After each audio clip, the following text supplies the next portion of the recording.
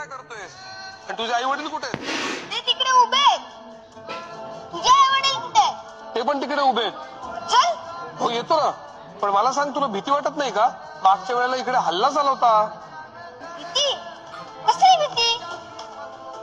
गावातल्या लोकांची? हा, ते तुला त्रास देत नाहीत? लई त्रास देतात बघ. हा, मेलेलं जनावर ओढत ना म्हणून त्रास देतात. नवीन नवीन कपडे घातलं म्हणून त्रास देतात. मागच्या वेळेला माझ्या आई बाबांना डॉक्टर बाबासाहेब आंबेडकर यांचं भाषण ऐकलं. तेव्हापासून आम्ही कोणालाच घाबरत नाही.